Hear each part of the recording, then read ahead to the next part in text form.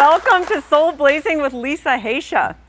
Today's guest is the subject of the #1 wellness documentary, May I Be Frank?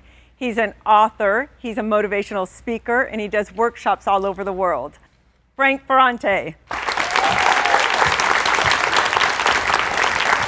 Hi, Frank. Hi, Elisa. It's so wonderful to have you here on the show. It's so nice to be here. Thank you for inviting me. Yeah, so I discovered you online. I was Googling spiritual things and inspirational people, and there you were, and I stumbled on your documentary, May I Be Frank, and it blew me away. I watched it, and I was just riveted, texted friends, posted about it, then I watched it again, and I watched it again, and again, and again. Thank you. And I needed to meet you, because your journey is extraordinary, and it's a universal story. You know, everyone suffers from depression.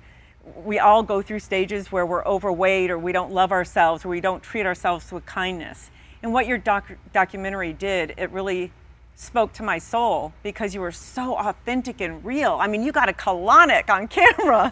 I mean, it was amazing. It was amazing. So tell me about your journey, because you did the opposite of Supersize Me. You did wheatgrass, greens, salads for 42 days?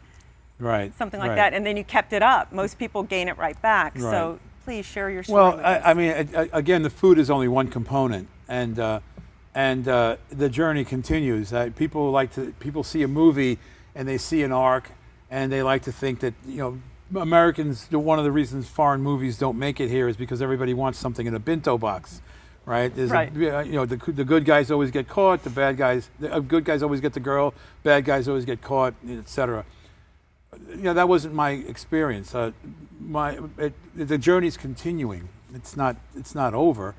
And what happened was I stumbled. I was given the gift of desperation, as they say. I was over at my worst. I was at 325 pounds, depressed, pre-diabetic, and really lost. Didn't know what to do. I had been clean and sober for 17 years. So I really couldn't understand. I thought that that alone would have afforded me a higher consciousness, and it didn't. There was more work to be done, and so I look at addiction like as a tree. You have these different branches. You have booze and coke and drugs, and then you have sex, you have shopping, you have gambling, but the root goes down to the same place. These are just manifestations of early wounding that was never addressed. And so I was at that point. And in the recovery world, they refer to the gift of desperation. And I was at that point. And these people showed up in my life that were from Cafe Gratitude, that were interested in doing a film that was the opposite of Supersize Me. And they had been waiting for somebody to be the subject of this. And you know, I was, but if you ever notice the clientele in a raw food vegan restaurant, they're kind of, you know, like skinny white guys with dreadlocks and wearing tunics and smell like patchouli. And I walk into this thing, and you know, like they looked at me, that's our guy, right? And I was rather skeptical and about all these practices, about, you know, veganism and colonics and holistic health practitioners and that whole thing. I was really skeptical about it, but that's what gives the film its humor. Had you heard about it before? Colonics? Well, yeah, I'm on the periphery. Okay. I knew enough about it to sound like I was in the in crowd, you know, but you know, but I really didn't give it any real weight. You know, I didn't give it any credibility. And that's what gives the film a great deal of humor, because I go into this thing like really, you know, with a degree of resistance, but I committed to it, so I did it.